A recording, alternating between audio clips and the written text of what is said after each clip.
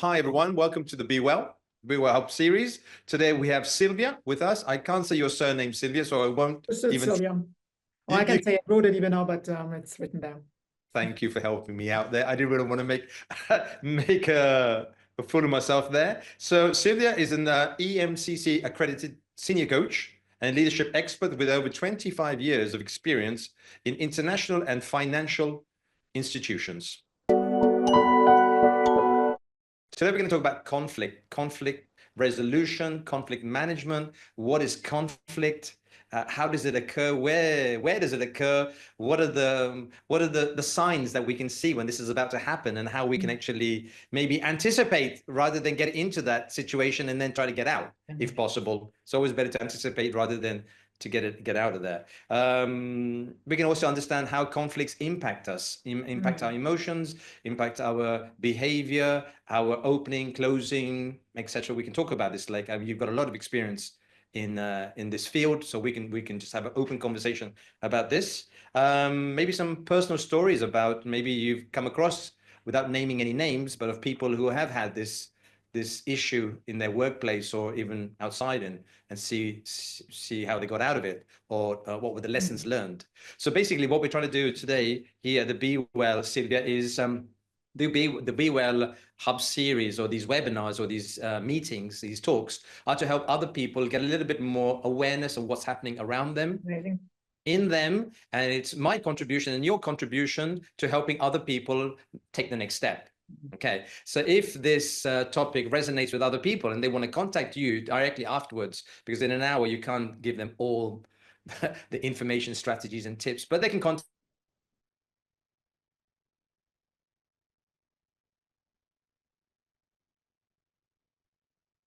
Maybe you can give them some more information. How does that sound? Perfect. Okay, so let's start talking about conflict. What is conflict? Let's begin with the word conflict. What is that? Well, conflict is actually simply differences between people. So conflict, I think one thing about conflict is that people are afraid of it, not only because it involves emotions and tensions, etc., but because there is this idea that we should always live in harmony, which of course is a nice thing. But since we are human beings, there will be differences. I am different from the other person. We want different things. We have different needs. So there can be conflict. And conflict doesn't have to be anything bad. It's when we use the conflict, when we enter into the conflict in a destructive way, then it becomes painful. Whereas it can be very constructive. Give us an example of how we can enter into conflict in a destructive way. You said that. Yeah. Give us some insights into that. It's, for instance, when you say something to me and I make assumptions about what you actually mean. You could tell me, we didn't, like, let's assume we're a couple. We didn't buy the milk. And then I feel like, oh, you're accusing me again that I forgot the milk.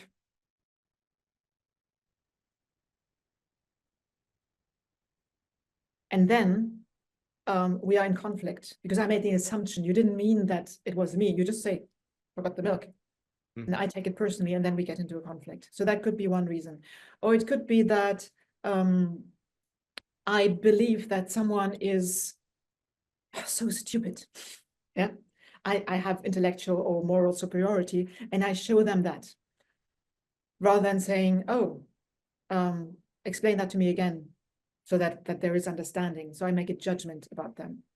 But there are these various ways where we come in a harsh way that is completely unnecessary, rather than seeking understanding. Or also, I'm trying to win. That often also leads to a destructive, like I want to be right, or I want to win, rather than saying, well, there may be enough cake for all of us. Let's see how we can divide it up.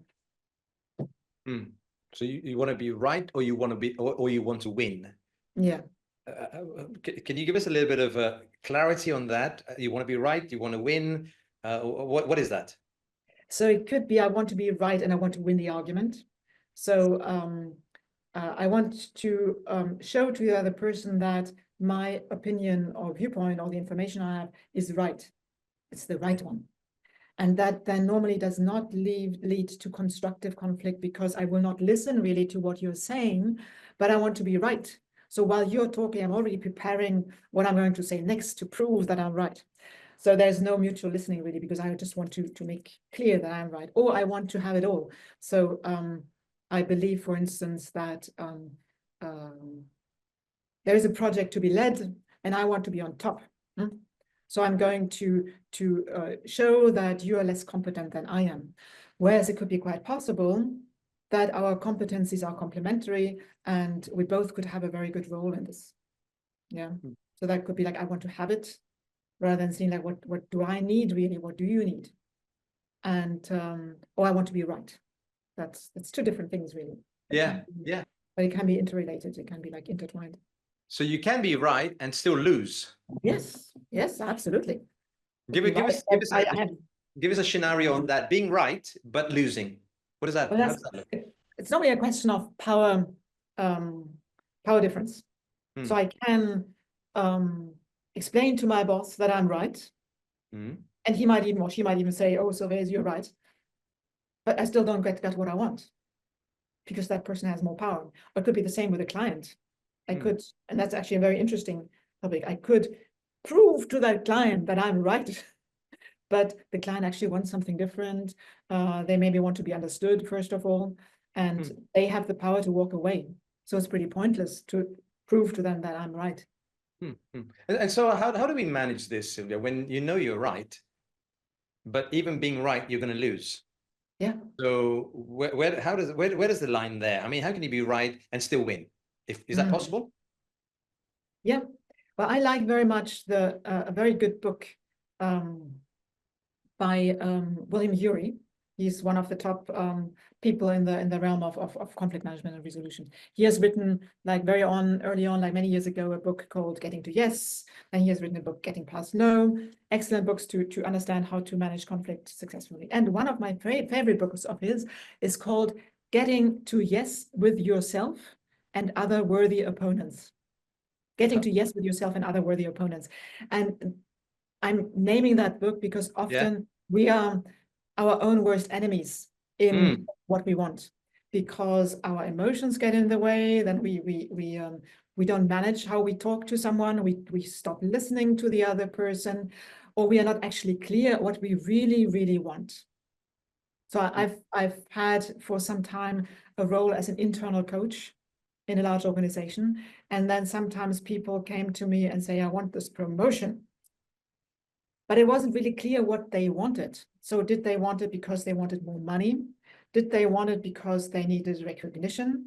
Did they want it because they wanted to have more power to shape things in the organization?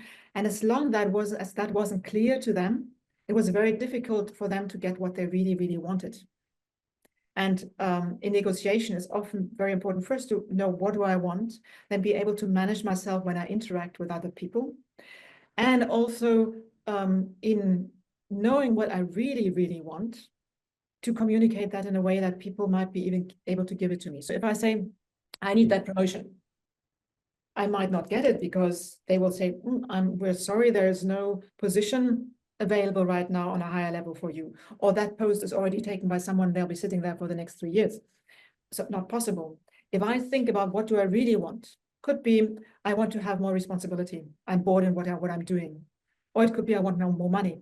So if I want more money, it could be that I negotiate about salary, or I leave the organization because I really want more money, because I don't care so much whether I'm a manager here or whatever, I want more money. But then it's easier that I get what I want. Or I say, actually, I want more responsibilities. Oh, you want more responsibilities? Oh, we don't have a higher position for you right now, but we could give you that project to manage. And that's really interesting. And you will have a lot of impact and probably then also chances to move higher at a later stage. But for that, I have to be clear on what I really want. So if I've understood correctly, let's reframe this. You're saying someone wants something, but you need to know what they want it for. Is that right? What they really want and what they want it for. That's also like, it's the other one. So I could. No, so if someone came to you and said, I want more, I want a promotion, I want more responsibility, I want a bigger office. I don't know, I want maybe a company car. Yeah. So the question is, I want that. Your question is, why do you need that? Is that right? Is that what you're asking me? Exactly. Or what is that? What is it really inside that you need? So it's in negotiation and conflict or mediation, we talk about the position and the needs. So we have sometimes, for instance, in heritage family situations. I want that house. And I want it too.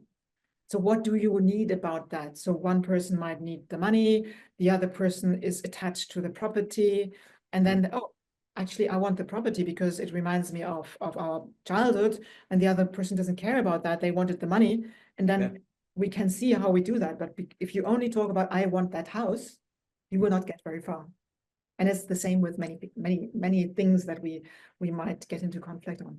So if two people came to you, they were in conflict over the way to do a project, for example. I don't know, you've got the two managers and they're sort of arguing on how to proceed.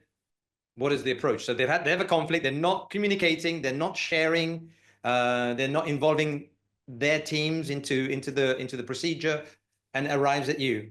So they have a conflict, the whole situation is blocked. It needs to be unblocked. What would you do there with these two managers? Well, I've done that in my past when I was inside corporate and dealing with conflict management. And it's, first of all, to have a good conversation with each one of them separately to help them become more clear what they really, really want in the situation. And also to help them see where maybe they are, they have been triggered by certain behaviors of the other person, where they may be biased, where they make assumptions. So talk to us a little bit about triggers, because maybe someone watching this video doesn't know what you're talking about. But what are you thinking? What's a trigger? I mean, so if someone could give us a little bit of clarity on that word. So if it's not about a thing that I want, like we both want to have that project, but it could be we are in conflict because we had this conversation, we had an argument, and I believe that that person is irresponsible, wants my job, does things behind my back, many things that can happen in corporate.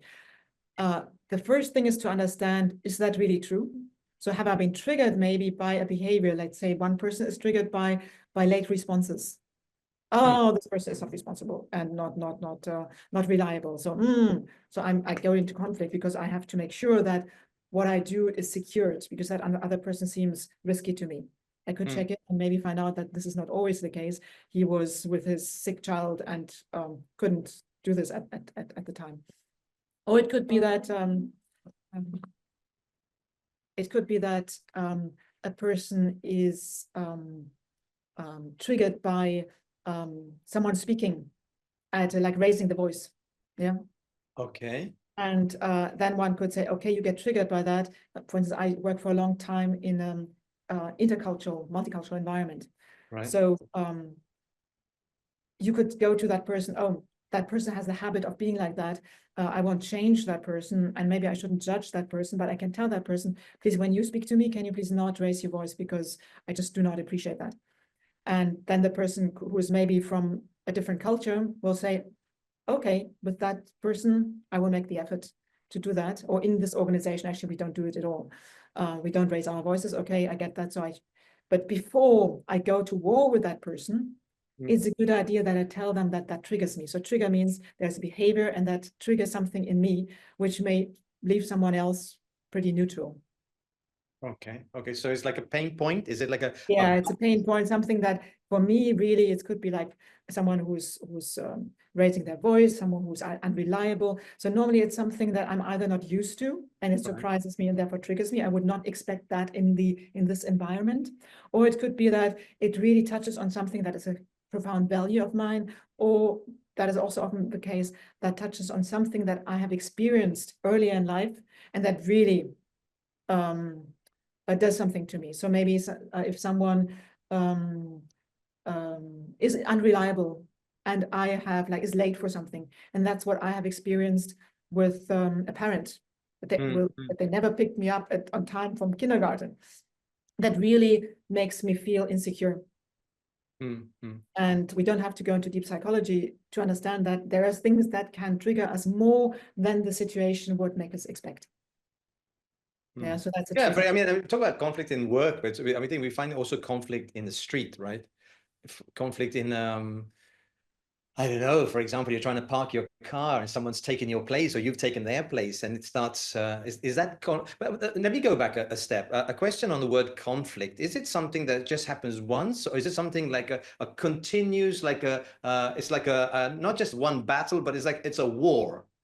I mean, do you see conflict as a war or as just one fight and it's finished? That's a very good question. You see, animals, they have fights. They don't have conflict.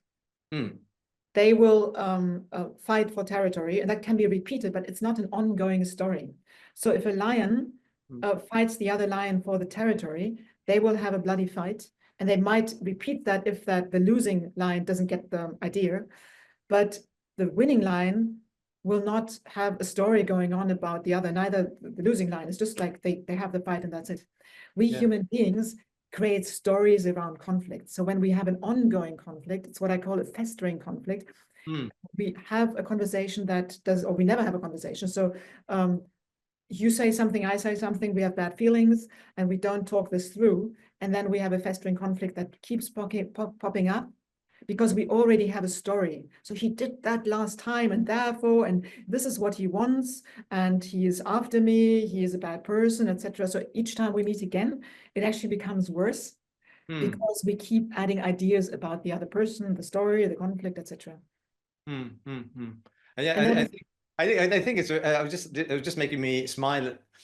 Is the conflict like when you live in a block of flats and you have people who live in different floors, and there seems to be some sort of always a conflict of something that's not, and it's a layer upon layer. You parked your car in the wrong place. You left your cycle against the railing, or you didn't do this, and before you know what, you are in a constant conflict with your neighbor. Yeah, and that's the stories. So those people, they always put their bicycle there, and therefore they are those people who don't have respect or whatever. Rather than saying knock knock, I saw that you put your bicycle there. That's really very inconvenient because when I pass there with my shopping bags, I can't pass, and that's really complicated. Would you mind putting your bicycle somewhere else? And then you would say, oh my God, I'm really so sorry. That was thoughtless of me, and I will put it somewhere else in the future. But maybe because you don't have those shopping bags, you do have a different way of doing things. It never occurred to you that this could be a problem. You're a very decent person, but just this didn't occur to you. So you need feedback from the other person. And these festering conflicts, whether they are in the apartment blocks or in corporate or in families, come from when we don't talk to each other. It's like, hey, listen, this doesn't work for me. Can you please do it? So how do you deal with when someone says, but it's always Sylvia, and no one else complains about my bike. I leave my bike there, but it's always Sylvia. It's no one else. So there must be something, she has something personal against me. How does that, and that could happen in an office as well, right? It's always Sylvia who's never answering my emails. So what happens there? Well, there are two different things. One is the bicycle.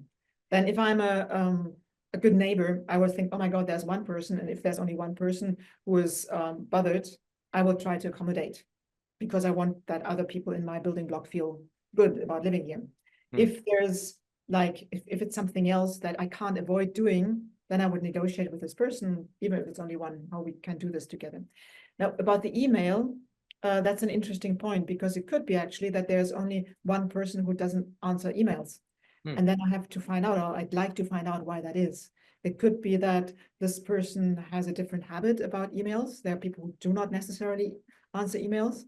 I have a niece who is known for not answering emails. I talked to her sister the other day and she said, oh, Sylvia, she also doesn't answer my emails, so don't worry about that. So there are people who have these habits that astonish us.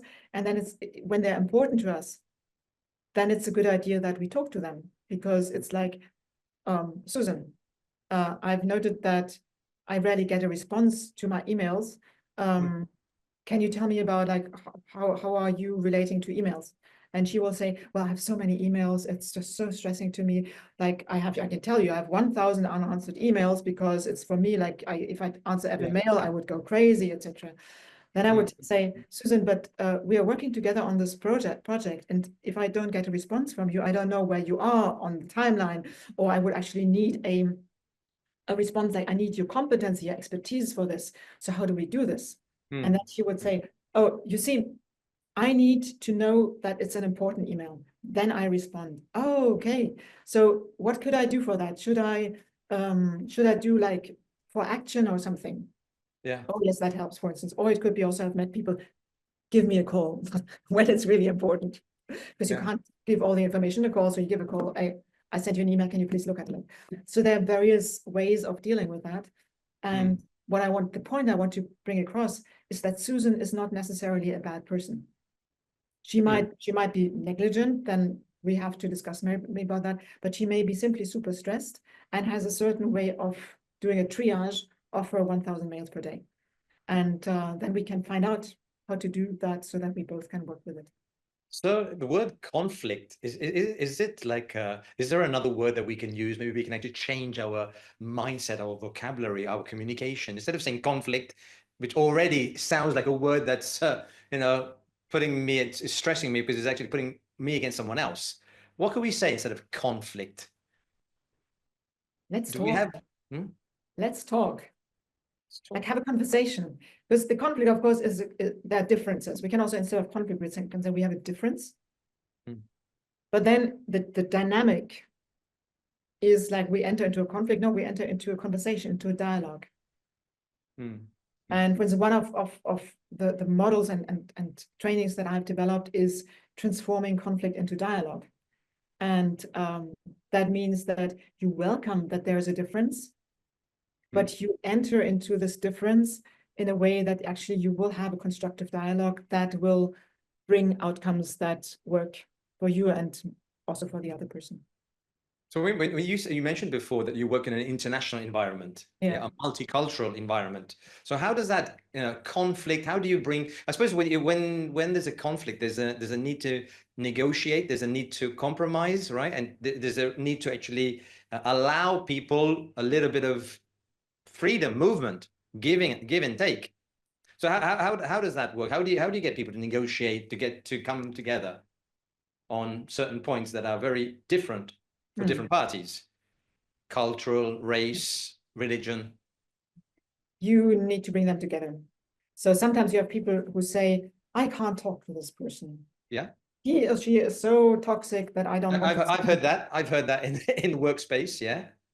I find that is, with all due respect for the pain and difficulty that we can experience when meeting with difficult people, I find that if I get help to have a witness and a support to talk to a difficult person, then actually it's part of my job to engage in that difficult conversation. Because when I go to work, it's not only that I do my expertise, I give my knowledge, I do my creations, but I work with people. And when there are people, there will be differences and there are different personalities. So when I say I don't talk to that person, I interrupt the connection. And then teams fall apart. And the organization can't function if there are people who stand there and say, I'm not going to talk to certain people.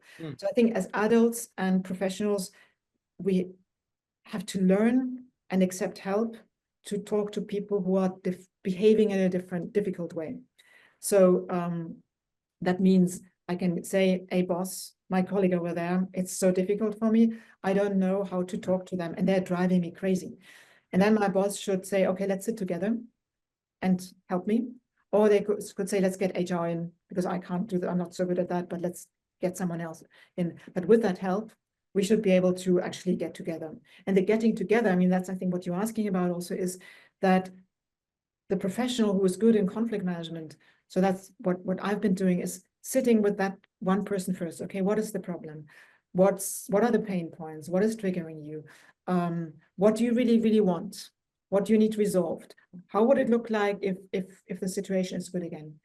And then talk also to the other person. So never talk only to one side, because then you might end up thinking that all the fault is on the other side. And then once you have spoken to two sides, to bring them together, to explain to each other what they need, what they want, and also to develop empathy. So one good exercise that I have used is to have people simply repeat what the other person says. So I say, it's unacceptable that you're always late. Then I would ask as a mediator, can you say that in a way that describes more your own experience and not unacceptable? Because unacceptable is not really, I can't understand that. Unacceptable according to what criteria? Okay, I explain that a bit better. So when you are late, it creates pressure on me And then I get very stressed because I can't complete my part in time. And then my partner in this, the other side in this difference, would have to say, okay, Sylvia, I understand that when I am late, I create pressure for you, and that creates stress because then you are not in time with your part. Okay, good. Now you understand me, and I already feel better. Yeah. And then the other person can tell me, yes, Sylvia, I understand that. The thing is that when you send me information, I have a hard time understanding what you really mean. Okay, when you send me information, I have a hard time, you have a hard time understanding what I really mean. Okay, now I've learned something new. Yeah. The benefit of repeating each other's sentence is that we develop empathy, and the person hearing back what they have said really feels more understood. So it's a very good tool to diffuse tensions. You mentioned the word listening very often. What's so hard? Listening. Don't we always listen? Oh, that's a good question. Sometimes we think we are listening. While we are listening, we are already thinking about what we will say next. Or we think we already know what they are saying because they have said it already and we know who they are, so we're not really listening. Or we are listening with our own lenses. So we have already other ideas, not only about them, but about the situation. So we do not fully listen. And in my leadership trainings, we often use active listening practices to strengthen managerial capacities. Because when we listen, not only on the superficial level, like I listen, but I don't really listen. I come in with my own story and only listen to the words, and I have my, I add some information for my own fantasy. The second level would be that I truly focus on the other person and truly listen, and then might also ask, hang on, I didn't get that. Can you explain that to me once more so I can really understand you? And then listening on an even deeper level would be that I listen also, like you have your hand here right now. So, oh, Gary is thinking. He's really like, he's thoughtful right now, but you could also be starting to look somewhere else. Oh, Gary's starting to get distracted, or maybe something happened in the room. So to listen to the body language, the energy of the person, the energy in the room. So there are various levels of listening, and deep listening is very effective in understanding the other person, and also not known by everyone, to create trust. When you truly listen to someone else, they are able to relax more and trust you more. And then a lot is possible that is not possible otherwise. So it seems very easy to listen. Why don't we listen? What's the big deal? What do you think? One speaks, one listens, the other speaks, or not? Yeah. What's so difficult about that? Is that because someone's trying to be more intelligent than the other? Is someone trying to, why isn't listening, and why isn't there an interaction, speaking and listening? Why not? I think it's a question really about where do we normally live our lives? And we normally live our lives on quite a superficial level, and we're not always completely present with what we're doing. And that's also fine. Like if you and I go to have a glass of wine in the evening, other friends around, and we're kind of listening to each other, but also we're kind of not listening to each other, because at the same time I tell the waiter, can I have another glass? Yeah. And you're half of your ear, you're also listening to someone else. Then you're thinking, oh, I need to bring something home to my wife tonight. And so we are not always very present, and that's okay, because we're having fun and we're living our lives, and there's a lot going on. So it's okay. Only in some situations, it's really important to be more present and to be more intentional in what we're doing. And that's especially, of course, the case in leadership, because there you have a responsibility for others. So it makes sense to be more intentional, to be more present. Can leaders be in conflict with their team? Of course. I've seen it many times. You probably also have seen it. But it's not very productive. It's not very productive. And it's often the case when leaders are not totally sure of themselves. That's one possibility. So I've seen leaders being in conflict with their teams when they are floating between like asserting their authorities and being too soft. So it's not clear for the team what they really want and where they stand. And then the team also starts to test the limits. They don't feel guided, or maybe the leader asks too much of the team without knowing what they actually are capable of. So that's also a variant of it. Also too much time, too much expertise, or too much skills, because the leader does not go a bit deeper to understand what kind of team is this and what are they capable of. Then I've also seen leaders being in conflict with their team because the setup was bad. So a great leader, like a good, decent leader coming in, being hired new, and they arrive and the whole setup is a mess. So the team is already against, like either in conflict with each other and then also merrily in conflict with a team leader, or they already are like angry at the organization, at something, and then comes the team leader, and then the poor person has a difficult team to manage. So there are different variations. So what are the signs? What if you're a leader? What are the signs that tell you maybe that you are in conflict with your team? What like, I mean, I can imagine if people are arriving late, or the projects are always late, or maybe the work's not done to the right standard. What are the signs that could tell a leader that maybe there is something brewing? There's a conflict brewing. What are the signs? So what I've seen is a leader says something and people don't do it or don't take it seriously, so they do it only half. Okay.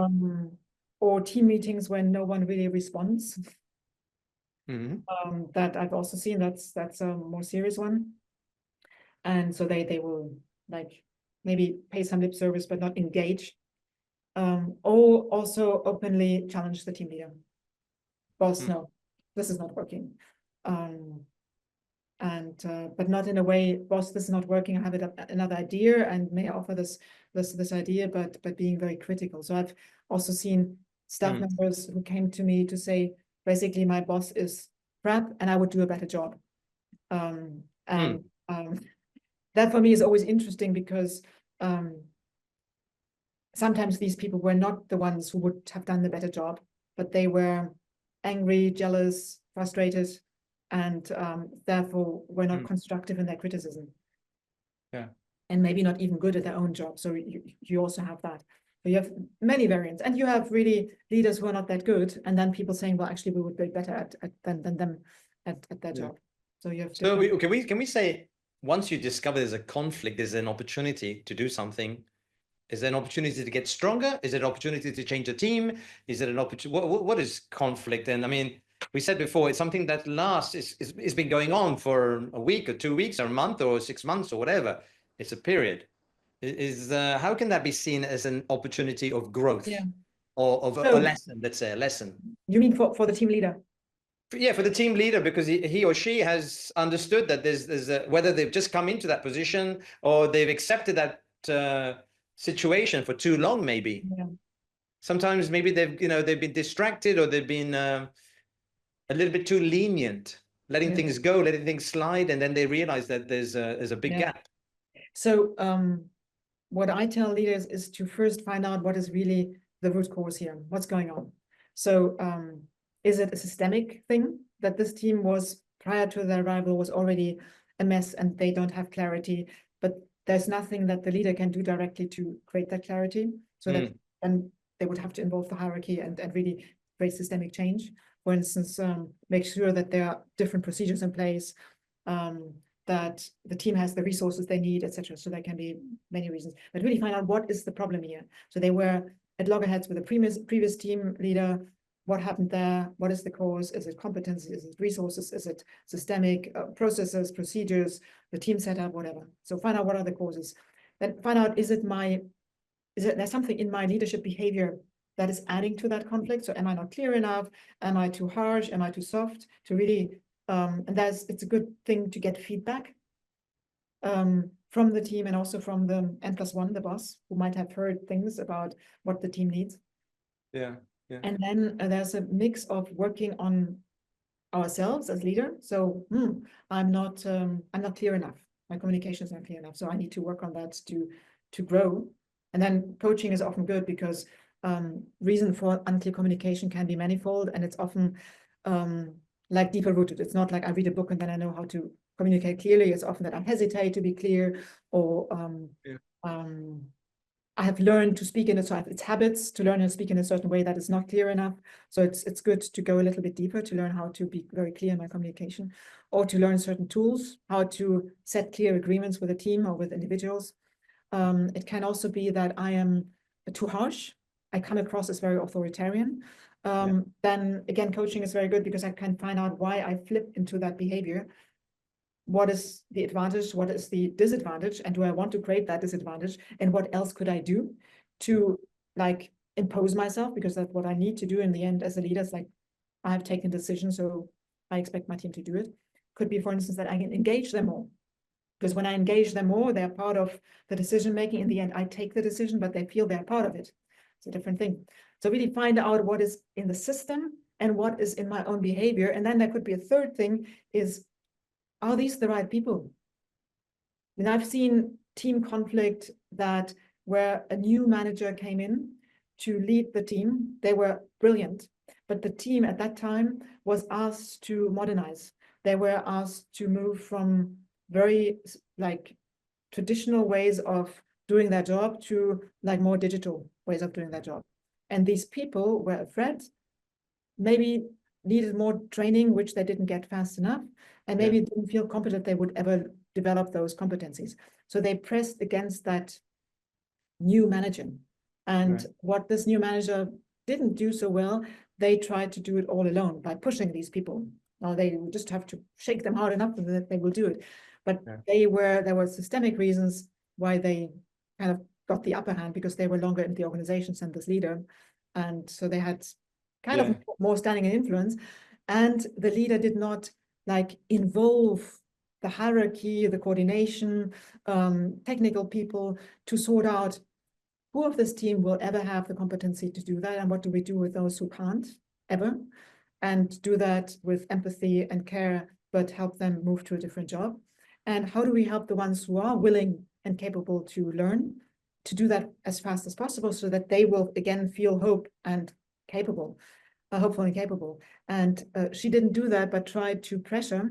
But it was a question of competency, and some of these people needed to be moved, or in other companies they would have had to be let go, because it was a competence, it was a performance issue.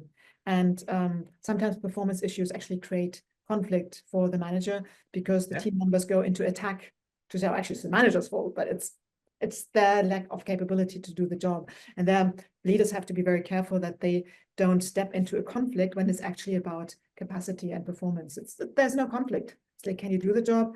Can you not do the job? Can I help you to do it? But we don't have actually a conflict. It's about like, how can we help you and how can we help you do the job? And if it's not possible, what else could you do?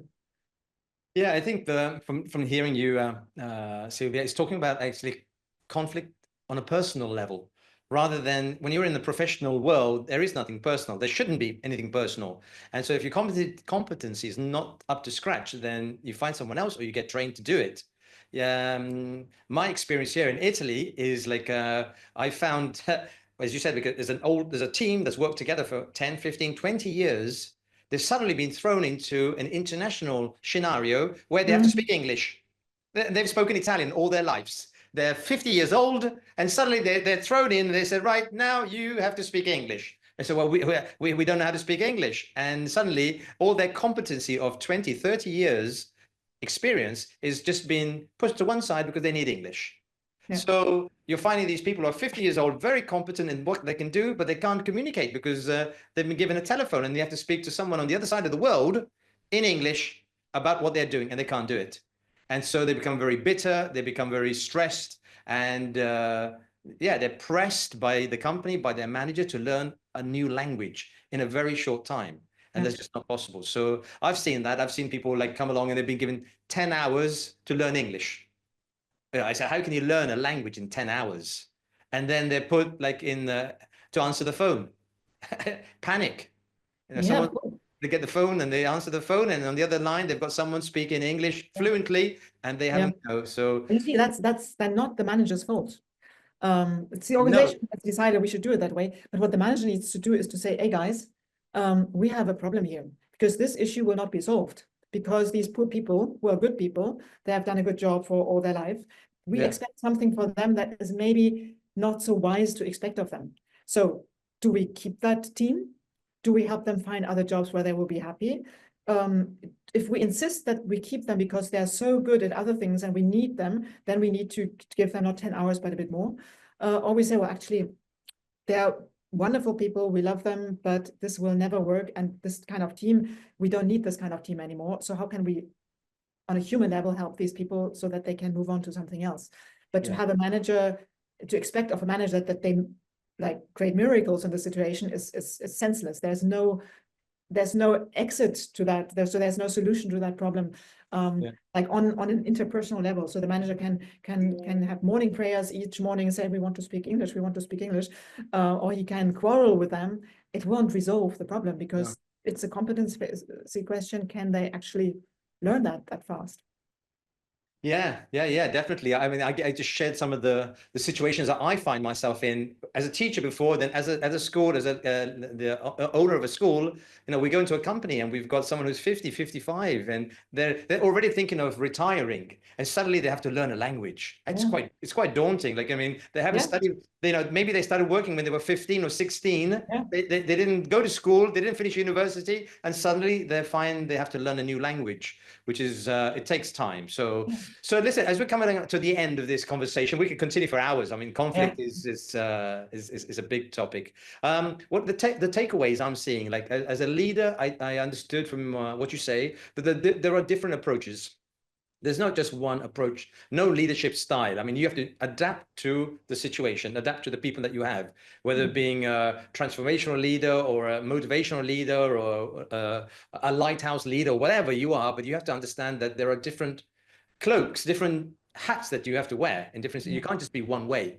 Conflict, I've understood as well, is something that's lasts, it's a duration, it's just not a one-off battle. So again, if something's happening and it's just one-off, it's a situation that you can resolve. If it's a conflict, you have to sit down and you need to talk, you need to listen, understand what are the wants, what are the needs, because they're not always very clear. What someone wants and what they need are two different things. We've understood. Any other points that you can add on there, Sylvia, before we close up onto conflict? Maybe one thought that is useful to know that when we show up in a difficult situation, we can distinguish between being assertive and aggressive, because we don't need to be aggressive to come, like to bring our point across. And I've seen very often, like as a very simple formula to get to yes and to find solutions is really to have equal care for ourselves and for the other person. And that actually brings us to assertiveness. So I will express clearly what I need, what I want, but I will also be interested in what the other person needs and wants. Because if I, like, the opposite to aggressiveness would be passivity. So I don't care about what I want. I only give to the other person. That's also very unsatisfactory, because also it could be then actually feeding to the conflict, because I then have resentments that I gave something away, etc. Whereas when we have equal care for ourselves and for the other person, we are strong in saying what we want and what we need, but we also strong in empathy and listening to the other person and really saying, oh, so how can we come then to common ground?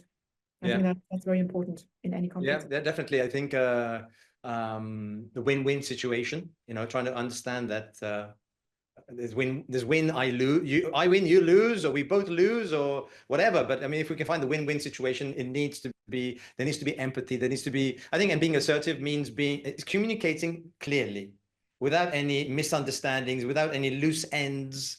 I thought I told you that. No, you didn't. No. It's not being aggressive. It's just being very clear in the communication. So as we come to the end, I mean, we'll just repeat those books that you mentioned. You said there was a book called Getting to Yes. There was another one, Getting Past No. And there was one, Getting to Yes with Yourself and Worthy Opponents. And Other Worthy Opponents, yes. And Other Worthy Opponents. So thank you, Sylvia. Thank you very much for your time and your insights into conflict management, resolutions. Hopefully we won't be getting into conflict, because I mean, if we're, you know, far-sighted, we'll see these things happening and do something before we get into that. Okay. So listen, talking with you. Thank you very much, and let's keep in contact, and hope to see you on BEwell, on the BEwell series again sometime. Yes, wonderful. Okay, thanks, Sylvia. Thank you. Thank you. Bye-bye.